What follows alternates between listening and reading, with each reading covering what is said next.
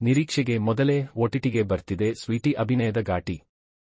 ಇವತ್ತಿನ ವಿಡಿಯೋದಲ್ಲಿ ನಾವು ನಿಮಗೆ ಅನುಷ್ಕಾ ಶೆಟ್ಟಿ ಅಭಿನಯದ ಇತ್ತೀಚೆಗೆ ಬಿಡುಗಡೆಯಾದ ಘಾಟಿ ಸಿನಿಮಾದ ಒಂದಿಷ್ಟು ಮಾಹಿತಿಯನ್ನ ಪ್ರಸ್ತುತಪಡಿಸುತ್ತಾ ಇದ್ದೇವೆ. ಅದಕ್ಕೂ ಮುಂಚೆ ಫಸ್ಟ್ ಟೈಮ್ ಯಾರು ವಿಡಿಯೋ ನೋಡ್ತಾ ಇದ್ದೀರಾ, ಎಲ್ಲರೂ ವಿಡಿಯೋ ಇಷ್ಟ ಆದ್ರೆ ನಮ್ಮ ಚಾನಲ್ ಅನ್ನು ಸಬ್ಸ್ಕ್ರೈಬ್ ಮಾಡಿ ಮತ್ತು ಸಪೋರ್ಟ್ ಮಾಡಿ. ಹಾಗಾದರೆ ವಿಡಿಯೋ ಅನ್ನು ಶುರು ಮಾಡೋಣ ಬನ್ನಿ. ಅನುಷ್ಕಾ ಶೆಟ್ಟಿ ಅಭಿನಯದ ಘಾಟಿ ಸಿನಿಮಾ ಓಟಿಟಿಗೆ ಬರ್ತಿದೆ. ನಿರೀಕ್ಷೆ ಮಾಡಿದ ಡೇಟ್ಗಿಂತಲೂ ಮೊದಲೇ ಈ ಚಿತ್ರ ಸ್ಟ್ರೀಮಿಂಗ್ ಆಗುತ್ತಿದೆ. ಅನುಷ್ಕಾ ಶೆಟ್ಟಿ ಅಭಿನಯದ ಘಾಟಿ ಚಿತ್ರ ಸೆಪ್ಟೆಂಬರ್ 5ರಂದು ರಿಲೀಸ್ ಆಗಿತ್ತು. ಥಿಯೇಟರ್ ಅಲ್ಲಿ ಒಳ್ಳೆ ರೆಸ್ಪಾನ್ಸ್ ಪಡೆಯುತ್ತದೆ ಅಂತಲೇ ನಿರೀಕ್ಷೆ ಮಾಡಲಾಗಿತ್ತು.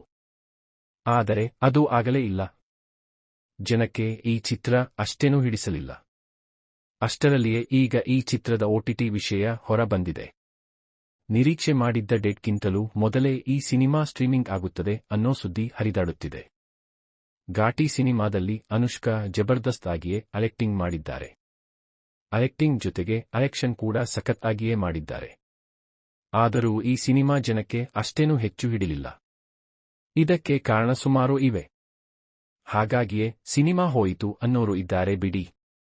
ಘಾಟಿ ಸಿನಿಮಾದಲ್ಲಿ ನಾಯಕ ನಟ ವಿಕ್ರಮ್ ಪ್ರಭು ಇಲ್ಲದೆ ಇದ್ದರೂ ನಡೀತಿತ್ತು ಅನ್ನೋ ಅಭಿಪ್ರಾಯವೂ ಬಂದಿದೆ. ಆ ರೀತಿಯ ಈ ಸಿನಿಮಾ ಅಮೆಜಾನ್ ಪ್ರೈಮ್ ವಿಡಿಯೋದಲ್ಲಿಯೇ ಸ್ಟ್ರೀಮಿಂಗ್ ಆಗುತ್ತದೆ ಅನ್ನೋ ನ್ಯೂಸ್ ಇದ್ದೇ ಇತ್ತು.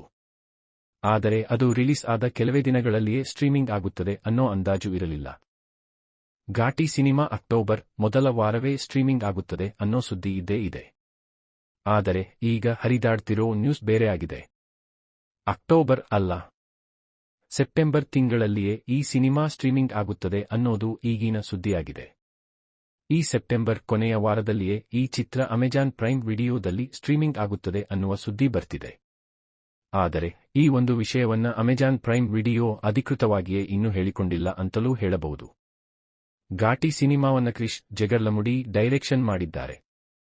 ಚಿಂತಕಿಂಡಿ ಶ್ರೀನಿವಾಸ್ ರಾವ್ ಈ ಚಿತ್ರಕ್ಕೆ ಸ್ಕ್ರಿಪ್ಟ್ ಮಾಡಿದ್ದಾರೆ. ಅನುಷ್ಕಾ ಶೆಟ್ಟಿ ಈ ಚಿತ್ರದಲ್ಲಿ ಶೀಲವತಿ ಅನ್ನುವ ರೋಲ್ ಮಾಡಿದ್ದಾರೆ. ವಿಕ್ರಮ್ ಪ್ರಭು ಇಲ್ಲಿ ದೇಸಿ ರಾಜು ಅನ್ನೋ ರೋಲ್ ಮಾಡಿದ್ದಾರೆ. ಜಗಪತಿ ಬಾಬು ಸೇರಿದಂತೆ ಇನ್ನೂ ಹಲವು ಕಲಾವಿದರು ಈ ಚಿತ್ರದಲ್ಲಿ ಅಭಿನಯಿಸಿದ್ದಾರೆ. ಆದರೆ ಈ ಚಿತ್ರಕ್ಕೆ ಒಳ್ಳೆ ರೆಸ್ಪಾನ್ಸ್ ಬರಲೇ ಇಲ್ಲ ನೋಡಿ. 2 ವರ್ಷದ ಸುದೀರ್ಘ ಗ್ಯಾಪ್ನ ಬಳಿಕ ಈ ಒಂದು ಚಿತ್ರವನ್ನ ಅನುಷ್ಕಾ ಶೆಟ್ಟಿ ಮಾಡಿದ್ದರು.